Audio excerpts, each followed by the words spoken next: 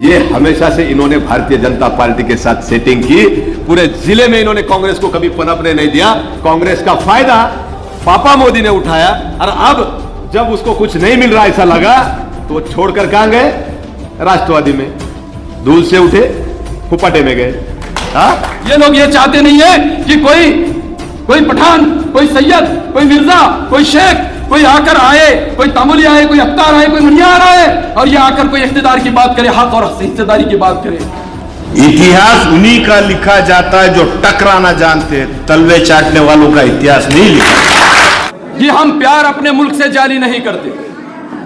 ये राष्ट्रवादी वाले सुन ले, ये कांग्रेस वाले सुन ले, ये बीजेपी वाले सुन ले, ये शिवसेना वाले सुन ले, ये चड्डी वाले सुन ले, ये बजरंग दल वाले सुन ले और जितने भी लोग मजलिस इत्तेहादुल मुस्लिमीन को नाम रखते हैं वो सब इस बात को सुन ले, शेर को सुन ले कि हम प्यार अपने मुल्क से जाली नहीं करते। हम प्यार अपने मुल्क से जाली नहीं करते और अपने पुरखों की विरासत यूं ही खाली नहीं करते। ये मोमिनाबाद है, ये हमारी विरासत है। हम प्यार अपने मुल्क से जाली नहीं करते और अपने पुरखों की विरासत यूं ही खाली नहीं करते। अरे सीने पे चढ़ के बोलना आदत है हमारी। हम यमाए मौले किसी हुकूमत की दलाली नहीं करते। हम जब भी लड़ेंगे शेर खुदा हजरत अली की तरह लड़ेंगे। अरे जब हमारे जबान बोलेगी हजरत उमर फारूक की तरह बोलेगी। आप याद रखो कि हम लोग टीपू सुल्तान को इंडिया के अंदर में मानने वाले लोग हैं। हम अंग्रेजों के चड्डियों के नारे बांधने वाले लोग नहीं थे। हम आरएसएस की तरह उनके नारे नहीं बांधते थे। हम आरएसएस की तरह उनके जूतों की पॉलिश नहीं करते थे। हम लोग तलवार की नोक पर लड़ते रहे। हम लोगों के पास एक ही उसूल है, या तो हम लोग जीत जाते या तो फिर शहीद हो जाते। उस टीपू सुल्तान के हम लोग जी अंबाजोगाई के नौजवानों, ये बात आप अपने ज़हन नशीन कर लो। अब ये मामला हमारा ये है कि आज मोमिनाबाद शहर के अंदर में से इन सत्ताधारियों ने 70 साल से यहाँ पर सत्ता की। इस सत्ता के अंदर में कितने मुसलमान बच्चे, यहाँ पर पढ़े लिखे टीचर भी मौजूद हैं, उनसे पूछ रहा हूं कि कितने मुसलमान बच्चों को आईएएस बनाने के लिए कॉम्पिटिटिव एग्जाम सेंटर्स आपने शुरू किया? कुछ नहीं किया। क्या किया? कब्रिस्तान की बाउंड्री वॉल, शादी खाने का प्रपोजल। हमारे पास राजकिशोर पापा मोदी ने साहब एक ऐसा शादी खाना बनाया, गरीबों के लिए शादी खाना बनाया। और उस शादी खाने की खासियत साहब ये है कि उस शादी खाने की एक दिन के चार्ज 25,000 रुपए। नगर परिषद का शादी खाना साहब हमारे पास 25,000 रुपए का है। और जो प्राइवेट शादी खाना है उसकी कीमत माल मटेरियल के साथ 7,000 है। ये इंसान 70 साल से, इसका बाप, इसका दादा जोधा प्रसाद मोदी यहां पर नगर अध्यक्ष था 1952 में। 1952 में राजकिशोर पापा मोदी का दादा जोधा प्रसाद मोदी नगर अध्यक्ष था। 1952 के नगर अध्यक्ष पद के बाद 5 बार इसके खानदान के अंदर में नगर अध्यक्ष बने। अब मैं पूछना चाहता हूं, भगवान बापू लोमटे यहां पर नगर अध्यक्ष रहे। उस भगवान बापू लोमटे के जो संतान है वो राजपाल लोमटे साहब यहां पर आज राजनीति में है, सत्ता में है। यहां पर बालू तात्या लोमटे नगर अध्यक्ष रहे। आज उनके 4 बच्चे, बबन भैया लोमटे, रंजीत चाचा लोमटे, सुनील काका लोमटे, दिनेश काका लोमटे, महेश काका लोमटे, ये सब के सब राजनीति और कंस्ट्रक्शन की फील्ड में है भाई। यहां पर गिरधारी लाल भराड़िया नाम का कोई नगर सेवक हुआ करता था, उसका भतीजा दिनेश भराड़िया आज राजकारण में है। यहां का नगर अध्यक्ष सारंग पुजारी जो है, उसके वालिद अरुण पुजारी नगर अध्यक्ष रहा करते थे, उनका बच्चा आज उपनगर अध्यक्ष है। लेकिन मैं पूछना चाहता हूं अंबाजोगाई शहर के, मोमिनाबाद शहर के गयूर मुसलमानों से कि पूछिए कि मुर्तजा मोमिन साहब ने भी अपनी जिंदगी दे दी कौम के लिए, उनके बच्चे कहां हैं? पूछिए अपने आप से कि अब्दुल खलील साहब यहां पर कभी रहबर हुआ करते थे बाबू, आज उनके बच्चे कहां हैं? एक बार एक मुसलमान नगर अध्यक्ष 70 साल में अंबाजोगाई शहर में बना। 40% मुसलमान आबादी रहने के बाद भी 40% मुसलमानों की आबादी मोमिनाबाद शहर में है, उसके बावजूद सिर्फ एक नगर अध्यक्ष यहां पर लाला बना। और वो नगर अध्यक्ष माजिद सिद्दीकी साहब थे और सिर्फ 2 साल के लिए थे। लेकिन उनका बच्चा आज नगर सेवक भी नहीं बन सकता। तो मुझे बताओ कि ये लोग हमें क्या लालच दे रहे हैं? ये लोग हमें क्या समझा रहे हैं? ये लोग हमें क्या मंगवा रहे हैं? ये लोग ये चाहते नहीं है कि कोई पठान, कोई सैयद, कोई मिर्जा, कोई शेख कोई आकर आए, कोई तामुली आए, कोई अख्तार आए, कोई मुनियार आए और ये आकर कोई इख्तिदार की बात करे, हक और हिस्सेदारी की बात करे। ये लोग ये चाहते हैं कि इनका बर्थडे करने के लिए मुसलमानों के बच्चे हो। ये लोग ये चाहते हैं इनके रैलियों में मुसलमान काम करे, ये लोग ये चाहते हैं कि इनके रैलियों में मुसलमान झंडा लेकर इनके साथ फिरे। मैं चैलेंज कर रहा हूं, मेरे सीनियर लीडर्स यहां पर मौजूद साहब, मैं आपके सामने इनको मौजूद, ये चाहे कोई मुसलमान प्रतिनिधि भेजे या नॉन मुस्लिम प्रतिनिधि भेजे, मैं चैलेंज कर रहा हूं कांग्रेस, राष्ट्रवादी, बीजेपी, शिवसेना, अंबाजोगाई शहर में जो मौजूद है उनसे कि अगर तुम्हारे अंदर हिम्मत है तो मुसलमानों के 70 साल का हिसाब लेने के लिए बैठ के दिखाओ। मैं कहूंगा कि आप मर्द की औलाद हो। यही कहते 377 करोड़ रुपए का बजट है साहब नगर पालिका अंबाजोगाई का 5 साल का। अगर हमारे 9 नगर सेवक यहां पर काम करते हैं तो 9 नगर सेवक के लिए मैं पूछना चाह रहा हूं 90 करोड़ रुपए हमारी कहां है? उसीलिए कह रहा हूं हम प्यार अपने मुल्क से जारी नहीं करते और अपने पुरखों की विरासत यूं ही खाली नहीं करते। अरे सीने पे चढ़ के बोलना आदत है हमारी, हम लोग किसी मोदी की भी दलाली नहीं करते, चाहे ये मोदी हो या वो मोदी हो। तो इसके लिए बस इतना कहता चलूं कि हम लोग लड़ने वाले हैं, हम लोग इंशाल्लाह जीतने वाले हैं और ये हमारा दावा है। सरफरोशी की तमन्ना अब हमारे दिल में है, सरफरोशी की तमन्ना अब हमारे दिल में है, देखना है जोर कितना बाजुए कातिल में है। सरफरोशी की तमन्ना अब हमारे दिल में है, देखना है जोर कितना बाजुए कातिल में है। वक्त आने दे बता देंगे तुझे ये आसमां, हम अभी से क्या बताए क्या हमारे दिल में है, हम करेंगे इंशाअल्लाह। अल्हम्दुलिल्लाह। मोमिनाबाद के तमाम बैठे हुए मेरे भाइयों का मैं यहाँ पर शुक्रिया अदा करता हूँ कि एक बेहतरीन प्रोग्राम यहाँ पर रमेश सर, हिफाजत भाई और उनके तमाम यहाँ पर बैठे हुए टीम ने लिया। मुझे लगता सर वो रईस पिक्चर देखे होंगे ना आपने, वैसा आपका बनिए का दिमाग है और हिफाजत भाई मियाँ भाई की डेयरिंग, ये दोनों का ये सबका मिलाप अगर हुआ तो ये प्रोग्राम होता है। हम जिनके क़यादत में काम करते हैं, बैरिस्टर असदुद्दीन ओवैसी साहब, आमदार अकबरुद्दीन ओवैसी साहब, खासदार इम्तियाज जलील साहब, डॉक्टर गफ़ार कादरी साहब, फिरोज लाला साहब, इनकी एक ही हिदायत है, इनका मकसद, इनका विजन सिर्फ एक है कि लोगों के बीच में जाके लोगों की खिदमत करो। सिर्फ हम चुनाव के लिए काम नहीं करते, मजलिस 24 घंटे, पूरा हफ्ता, पूरा महीना, पूरा साल और कई साल से यहां पर काम कर रही है, लोगों की खिदमत अंजाम दे। यूसुफ भाई ने बहुत अच्छा कहा कि 2 मोदी है, एक नरेंद्र मोदी और एक पापा मोदी। वो ऊपर थापा मारता है, ये नीचे थापा मारता है। थापा बोले तो झूठा बोलता है, मराठी में नहीं क्या बोलेंगे, अरे पापा आता मारू नको तू थापा, आता फार झाल्या तुझा थापा। भाइयों ये गिरगिट है, ये गिरगिट है, जैसा मौसम आएगा वैसा ये पापा बदलता। पापा को पार्टी ने क्या नहीं दिया है, कांग्रेस ने क्या नहीं दिया। अभी सर ने बोला 1952 में उनके दादा जोधा प्रसाद मोदी साहब यहां पर नगराध्यक्ष थे, इन्हों कई बार नगराध्यक्ष रहे। अभी इनके भावज, उनकी जो भावज है वो यहां पर नगराध्यक्ष है। जब जनता में से चुनाव हुए थे, जनता में से यहां पर लाला साहब यमायम ने भी नगराध्यक्ष खड़ा किया था, उन्होंने भी यहां पर लड़े, हारे हम, लेकिन हटे नहीं, डटे रहे। और लोग हमको ये कहते हैं कि मजलिस जो है तो जातिवादी पार्टी है। यहां पर जब चुनाव भी हुए और उपचुनाव भी हुए तो हमारी 2 बहनों को यहां पर टिकट दिया गया था। अभी अभी जो उपचुनाव हुए थे वहां परदेशी बोल के हमारी बहन थी, उसको यहां पर टिकट दिया गया था। और उसके पहले शायद परिहार नाम की हमारी एक बहन थी एडवोकेट, उनको यहां पर टिकट दिया गया था। तो हम जो है ओरिजिनल में सबका साथ सबका विकास अगर कोई चाहता है तो वो सिर्फ मजलिस चाहती है, ये सिर्फ बातें करते हैं। हम यहाँ जब 40% में हैं, जब 70 साल में अगर हमारा एक ही नगराध्यक्ष होता है तो ये गलती किसकी है? हमारी नहीं है। हमारे पास दूरंदेशी नहीं है, हमारे पास क़यादत नहीं है, हमारे पास नेता नहीं है। हमारे पास नेता है, हमारे पास विजन रखने वाले लोग हैं। लेकिन अगर हम ये राष्ट्रवादी, कांग्रेस, भारतीय जनता पार्टी, शिवसेना अगर इसके साथ रहेंगे तो ये सिर्फ हमारे वोट लेंगे, हमको क़यादत नहीं देंगे। यहाँ पर लाला साहब नाना पटोले साहब आए, जब राजकिशोर मोदी उर्फ पापा साहब उर्फ थापाड़िया हाँ? ये जो है, इन्होंने कांग्रेस का दामन छोड़कर राष्ट्रवादी में चले गए। राष्ट्रवादी के पहले कांग्रेस और कांग्रेस के पहले आघाड़ी। आघाड़ी से क्यों लड़े साहब?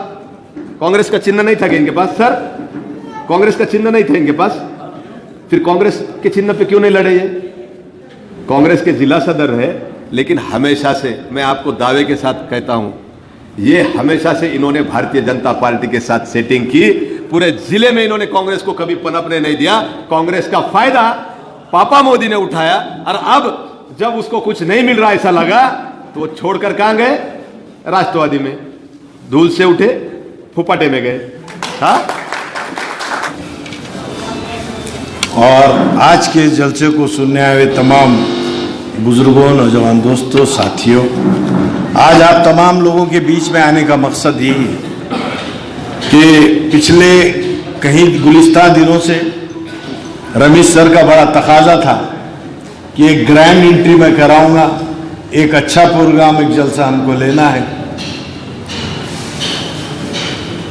उस जीवन में पिछले कई महीनों से ये बात को और फिक्र कर रहे थे कि यकीनन मोमिनाबाद को बीड जिले में हमने एक दिन भर का दौरा देना चाहिए, क्योंकि आप तमाम लोग जानते हैं कि पूरी दुनिया पिछले 2 साल से एक वबा में,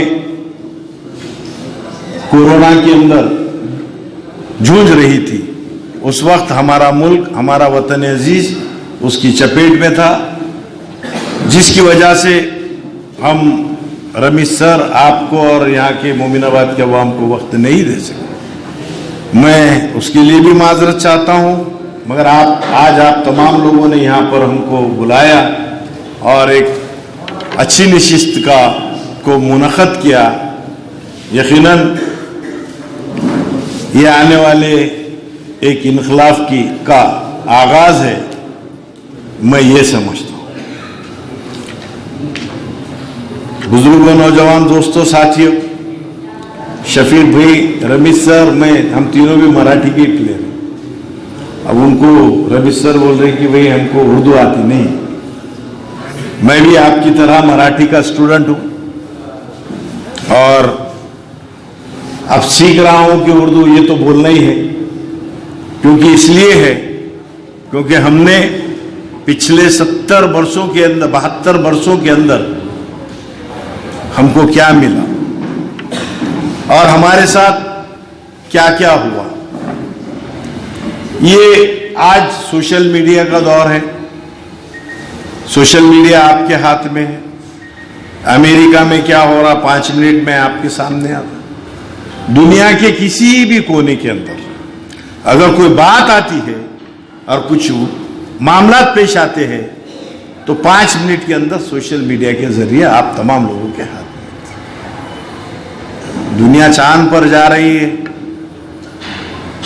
दुनिया कहां कहां नहीं जा रही है, एडवांस टेक्नोलॉजी हो, मगर आज हम कहां जा रहे हैं? सवाल ये है।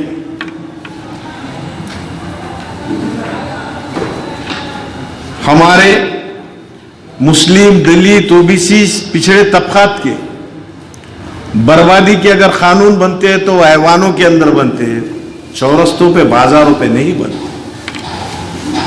72-74 वर्षों के अंदर हमको क्या मिला? क्या हमारे मोहल्ले के तरक्यात काम ये हुए? क्या हमारे बस्तियों में अच्छी सुविधाएं मिली? क्या हमारे बस्तियों के क्या अच्छे दवाखाने, अस्पताल बने? क्या अच्छे स्कूल बने? क्या हमारे बच्चे अच्छी तालीम पा रहे? नहीं। तो नहीं की वजह क्या है? नहीं की वजह यह है क्योंकि हमने आज तक अपनी क़ियादत को कायम नहीं किया, अपनी क़ियादत को पैदा नहीं किया। अगर हमारी क़ियादतें पैदा होती, अगर आवाजें होती तो यकीनन हम जिस तरह से आज ये बात कर रहे हैं बराबरी और हिस्सेदारी की, तो तब भी ये बात हो सकती थी। मगर इसके लिए हमारे बुजुर्गों ने, हमारे पुरखों ने क्या किया? कभी इसके पीछे गए, किसने हमको हथेली में जन्नत बताया तो हमने उसके कहने पे, उसकी बात पे लब्बैक कहा। हमको किसी दूसरे ने आवाज दिया तो हमने उसकी बात पे लब्बैक किया, मगर हमने अपनी क़यादत को कायम नहीं। इसलिए क्योंकि हमारे साथ फरेबी और धोखेबाजी ये आज से नहीं बल्कि पिछले 74-75 वर्षों से हमारे साथ।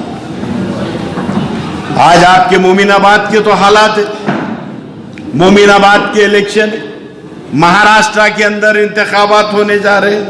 रमेश सर ने अपनी बातों में से मोमिनाबाद और मोमिनाबाद की सियासत का एक उसको हमको दर्शन और आईना दिखाया।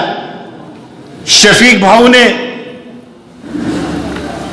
इस जिले की सियासत और यहां के सियासी कायदीन किस तरह से वक्त बवक्त अपने मफाद के लिए रातों रात अपने ईमान जमीर का सौदा करते, ये बात ये इसलिए हो रही है क्योंकि ये तकलीफ ये आज की नौजवान नस्लें जानती है, आज की पीढ़ी जानती है। आज मुल्क की सियासत करवट ले रही है। आज मुल्क के अंदर क्या हो रहा है ये आप तमाम लोग जानते हैं। आज मुल्क के इख्तिदार पे बैठी हुई जालिम सियासी ताकतें, रियासत महाराष्ट्र के अंदर बैठी हुई जालिम सियासी ताकत आज हमको और हमारी नस्लों को क्या देगी? हाल ही में आपने देखा है कि जो हुकूमत के खिलाफ आवाज उठाता है तो उसको उन किसानों के ऊपर गाड़ी चला दी जाती है। ऑफेंस रजिस्टर होता है तो वहां का एसपी आरोपी को एक केंद्रीय गृह मंत्री के बेटे को नोटिस इशू करता है कि साहब हम आपको अरेस्ट करना के आपका जवाब ले रहे।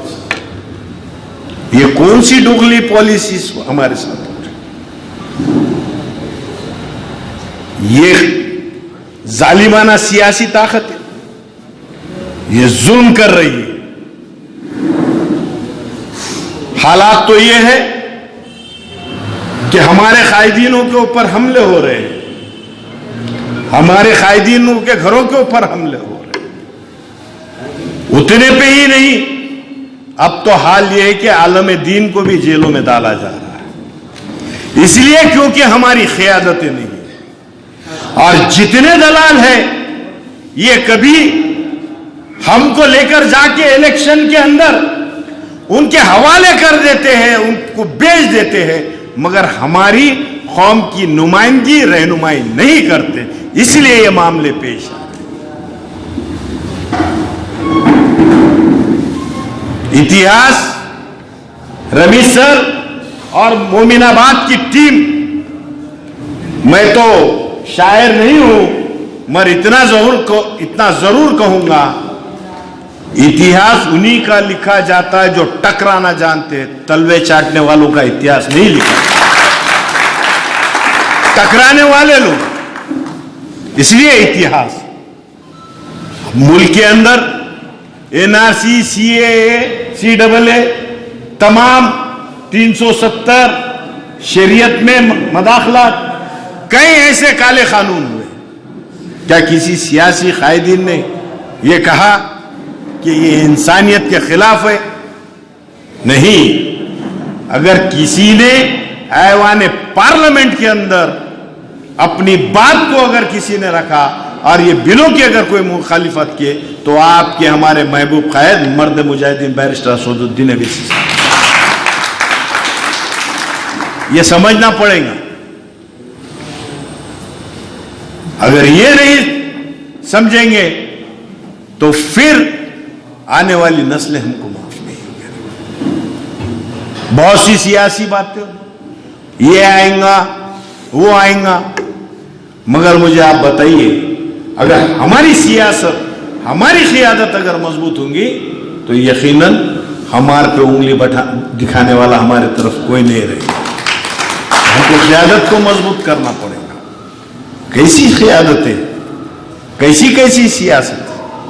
अरे ये इनके हिम्मत अफजाई और इनके हौसले जो बुलंद हुए तो हमारे चंद दलालों के वजह से हुए, वरना इनकी तो औकात ही नहीं है कि हमारे खिलाफ मुकाबला कर सके।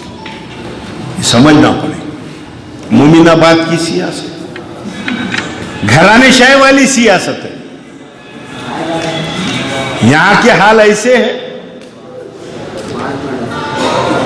अब असेंबली के टाइम पे एक घराना था जो बीजेपी में आ गया, एमएलए बन गया। पैदा कहां पर हुए? राष्ट्रवादी में। यहां पर आकर अपने मफाद के लिए बीजेपी में। अब हालत तो ये हो गई कि अब ये यहां का और दिल्ली का, मोमिनाबाद के ये दोनों मोदी, ये था कहीं और आ गया। कभी महाविकास शहर आगाड़ी होती, कभी कोई सियासी जमात में आती, कभी ये जमात में जाती। ये अपने मफाद की सियासत कर।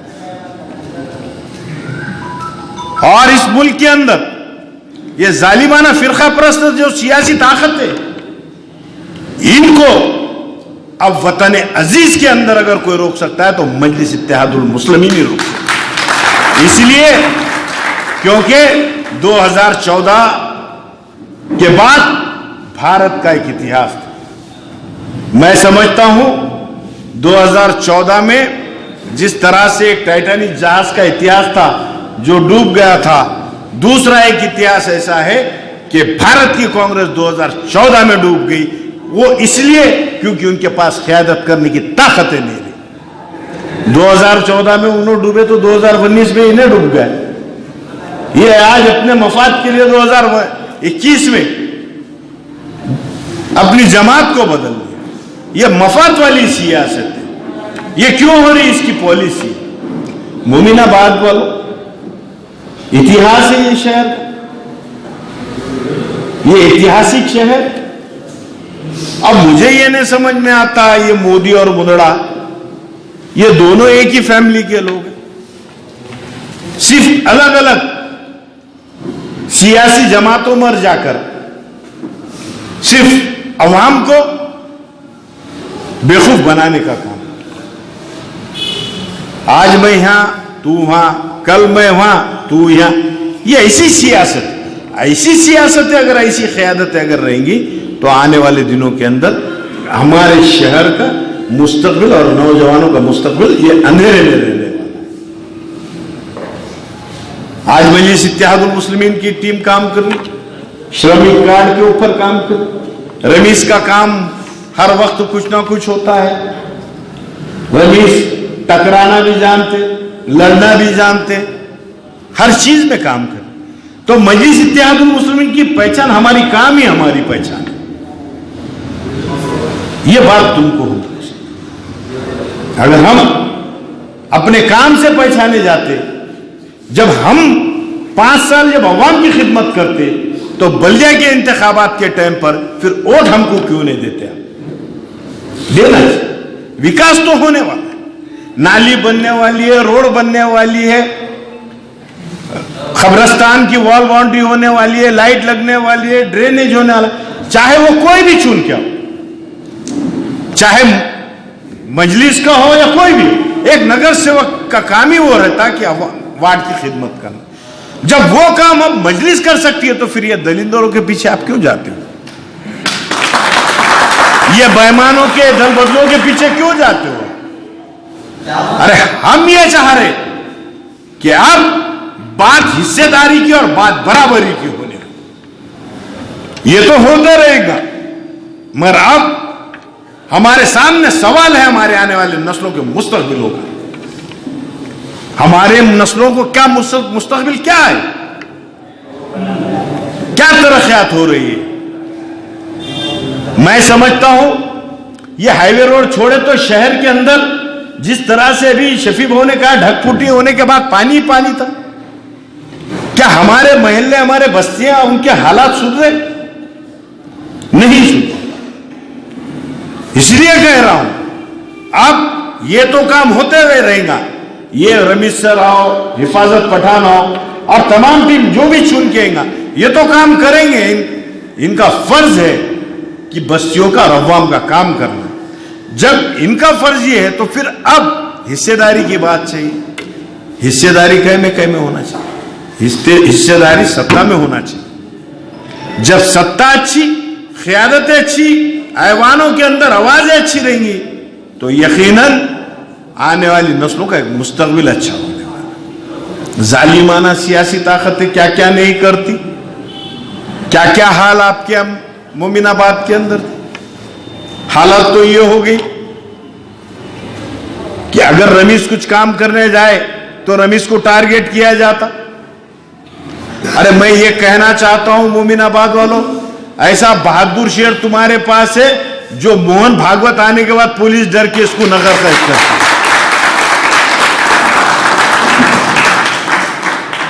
जब इतनी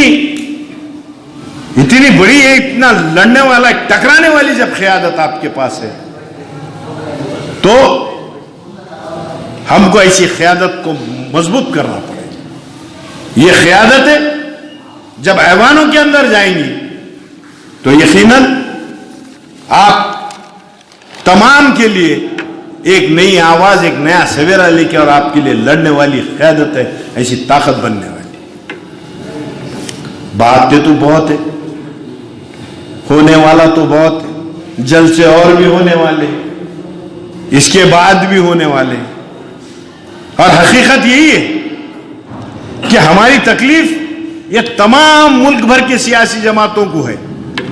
अगर मजलिस कहीं खड़े होती है तो कहीं ना कहीं हम पे इल्जाम तराशी की जाती है, हम पे इल्जाम लगाए जाते हैं, हमको भला बुरा फलाना अभिस्ताना बोला जाता। क्यों बोला जा रहा है? क्योंकि हम एक मकसद को लेकर खड़े, एक क़यादत को लेकर खड़े, हमको एक मकसद को, एक मिशन को लेकर चलना है। अभी शफी भाऊ ने बताया कि जब ऐवान पार्लियामेंट में सेशन होता तो वक्त के वजीर आजम की आंखों में आंख डाल के अगर कोई बात करते तो आपके हमारे महबूब कायद नकीब मिल्लत आला बैरिस्टर असदुद्दीन अवैसी साहब करते, उसके बाद इम्तियाज जलील साहब करते, उसके बाद रियासत तेलंगाना के अंदर चीफ मिनिस्टर की आंखों में आंख डालकर बात करते अकबरुद्दीन अवैसी साहब करते। बहुत से क़यादत है, मगर एक पहलू आपको समझना पड़ेगा, मिशन और विजन हमारा यही है। मिशन जब चुन के आते, विजन हमारा चुन के आना, तो मिशन हमारा क्या है? पूरे भारत के अंदर 4000 कुछ चिल्लर एमएलए है, उसमें से एक ऐसा मर्द मुजाहिदीन एमएलए अकबरुद्दीन अवैसी साहब है जो 15,000 गरीब बच्चों को फ्री में तालीम दिलाते हैं, उनका पूरा स्कूल का खर्च देते हैं, उनके कॉपी किताब सब चीजें फ्री देते हैं। ये हकीकत, ये असलियत है, ये हमारा विजन भी हमारा। हैदराबाद के अंदर कई दवाखाने हैं, बहुत कम पैसों के अंदर इलाज होते हैं। आज दवाखानों के अंदर क्या क्या हुआ, कोविड के अंदर क्या क्या हुआ, कोविड के अंदर कितना काम की मजलिस इत्तेहादुल मुस्लिमीन ने बीड़ जिले, इतना काम की कि जिला सदर को खुद कोरोना हो गया। अवाम के दरमियान में जाके काम करने वाली क़यादतें, और ऐसी क़यादतें अगर हमारे पास तैयार हो रही है तो मैं आप लोगों से हाथ जोड़ के गुजारिश करता हूं अदबन कि ऐसी क़यादतों को आप मजबूत कीजिए, हर ऐवान के अंदर भेजिए, ऐवान बल्दिया हो या ऐवान असेंबली हो, ऐसी क़यादतों को अगर आप हम भेजेंगे तो यकीनन एक नई ताकत, एक नए सवेरे के साथ